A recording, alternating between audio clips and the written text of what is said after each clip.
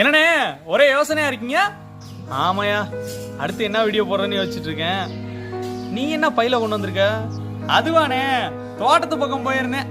இதே 2 பலாக்கா பிடிக்கிட்டு வந்தேன். இதை வச்சு என்ன பண்றதுன்னு தெரியல.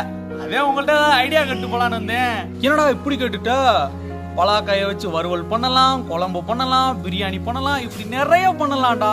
என்னது பலாக்கால பிரியாணி எல்லாம் பண்ணலாமா? ஏய், பலாக்கா பிரியாணி அப்படியே மட்டன் பிரியாணி மாதிரியே இருக்கும்டா. அண்ணே, அப்ப இதை வச்சு பிரியாணி பண்ணலாமா? ஆசைப்பட்டுட்ட, வா போய் செய்யலாம். தேவையான காய்கறிகளை நறுக்கி வச்சுக்கலாம்.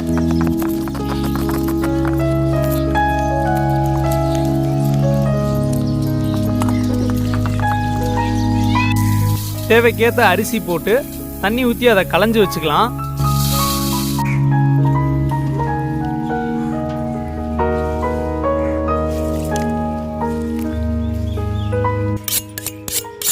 பெலாக்காயை வெட்டுறதுக்கு முன்னாடி கையில் வந்துட்டு தேங்காய் எண்ணெய் தடவிக்கணும். அப்படி தடவும் போது தான் வந்துட்டு பெலாக்காயில் இருக்க பிசுபிசுப்பு தன்மை வந்து நம்ம கையில் ஒட்டாமல் இருக்கும்.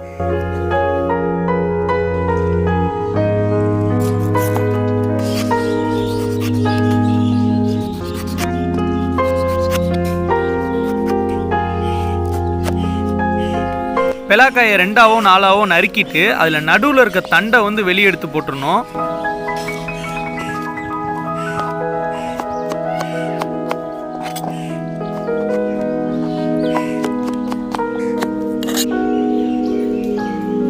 பெலாக்காயை நல்லா நறுக்கின பிறகு அதை வந்துட்டு தண்ணியில் போட்டு ஒரு தடவை அலசி வச்சுக்கலாம். இப்போ எல்லா காய்கறிகளையும் வெட்டி முடிச்சாச்சு.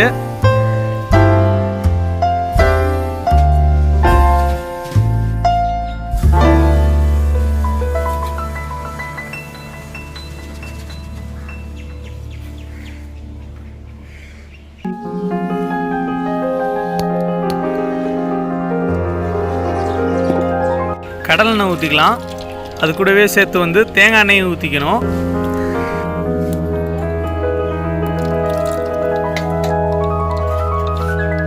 எண்ணெய் நல்லா காஞ்ச பிறகு வெட்டி வச்சிருக்க பலாக்காயை எடுத்து போட்டு அதை நல்லா வந்துட்டு வறுத்து எடுத்துக்கலாம்.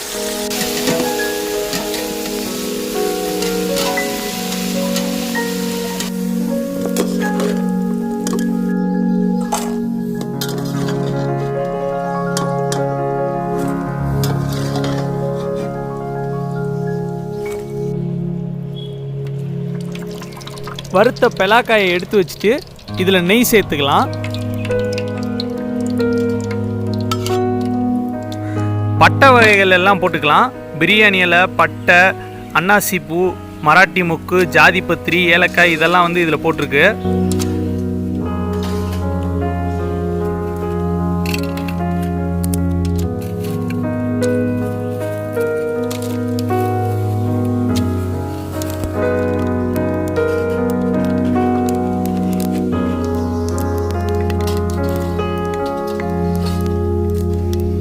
பட்டை வகைகள் எல்லாம் வந்துட்டு நல்லா வறுபட்ட பிறகு பச்சை மிளகாய் சேர்த்துக்கலாம்.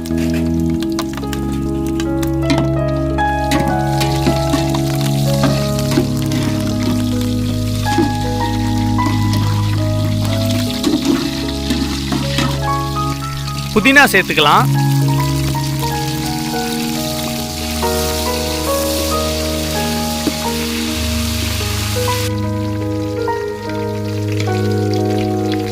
வெட்டி வச்சிருக்க பெரிய வெங்காயத்தை சேர்த்துக்கலாம்.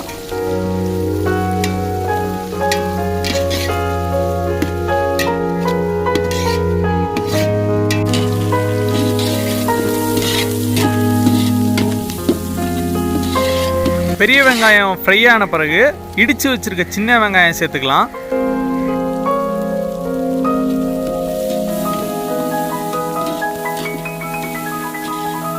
வறுத்து வச்சிருக்க பலாக்காயை பெரட்டுறதுக்கு மசாலா ரெடி பண்ணிக்கலாம். தயிர், உப்பு, மஞ்சத்தூள், மிளகாய்த்தூள், பிரியாணி மசாலா இதெல்லாம் போட்டு இதை ரெடி பண்ணிக்கலாம்.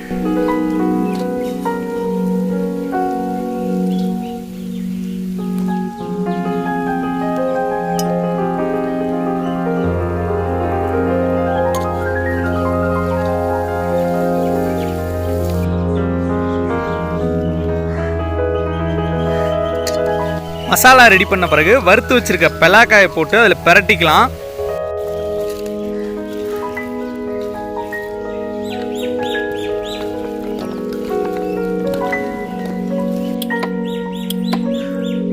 அரைச்சி வச்ச இஞ்சி பூண்டு விழுது சேர்த்துக்கலாம்.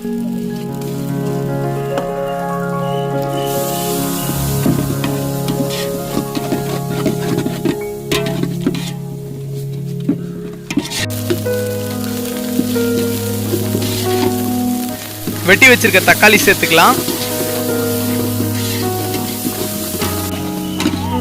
தக்காளி வதங்கின பிறகு மிளகாத்தூள், மஞ்சத்தூள், பிரியாணி மசாலா இதெல்லாம் வந்து சேர்த்துக்கலாம்.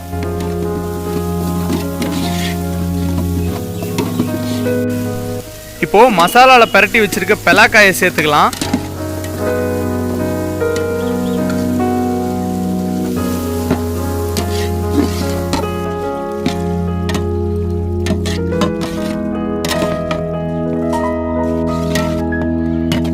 எல்லா மசாலாவும் ஒன்றா மிக்ஸ் ஆன பிறகு தண்ணி ஊற்றி கொதிக்க விட்டுக்கலாம்.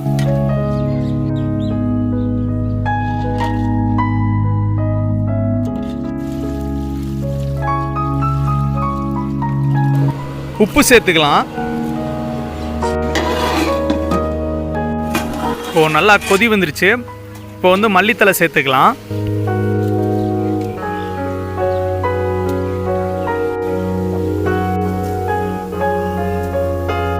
களைஞ்சு வச்சிருக்க அரிசியை இப்போ சேர்த்துக்கலாம்.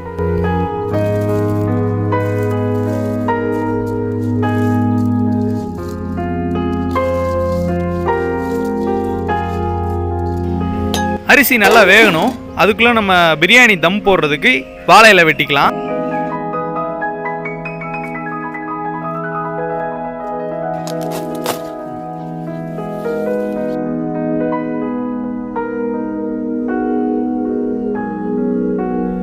அரிசி நல்லா வெந்துருச்சு. இப்போ புதினா, மல்லி, பிரியாணி மசாலா, நெய் சேர்த்துக்கலாம்.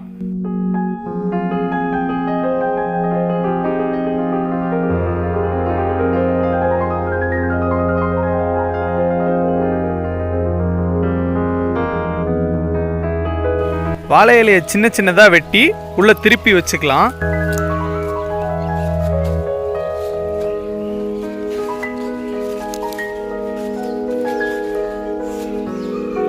வாழை இலை போட்ட பிறகு மூடி வச்சு மூடிட்டு ஒரு வெயிட்டான பொருள் வந்து அது மேலே வச்சிடணும். அப்போ தான் ஹீட்டு உள்ளேயே சுற்றி அந்த வாழை இலையோட ஃப்ளேவர் வந்து நம்மளுக்கு கிடைக்கும். ஒரு 20 நிமிஷம் ஆயிடுச்சு. இப்போ வந்து பிரியாணியை ஓப்பன் பண்ணலாம்.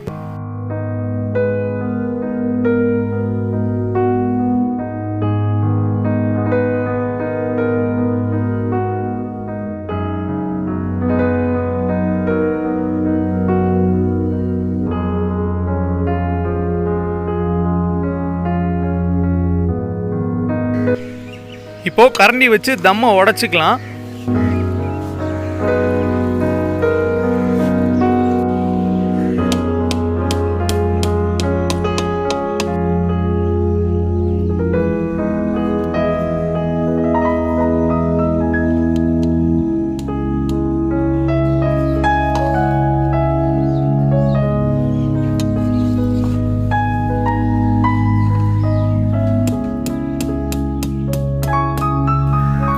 ஃபைனலாக இவ்வளோ நேரம் எதிர்பார்த்துட்டு இருந்த பலாக்கா பிரியாணி ரெடி ஆயிடுச்சு. இது பார்க்குறதுக்கே வந்து மட்டன் பிரியாணி மாதிரி வந்துட்டு அந்த பீசஸ்லாம் இருக்குது. ரொம்ப கலர்ஃபுல்லாக இருக்குது. இதை நீங்களும் உங்கள் வீட்டில் ட்ரை பண்ணி பாருங்கள். பார்த்துட்டு இதோட டேஸ்ட் எப்படி இருக்குது அப்படின்னு சொல்லிட்டு கமெண்ட் பண்ணுங்கள்.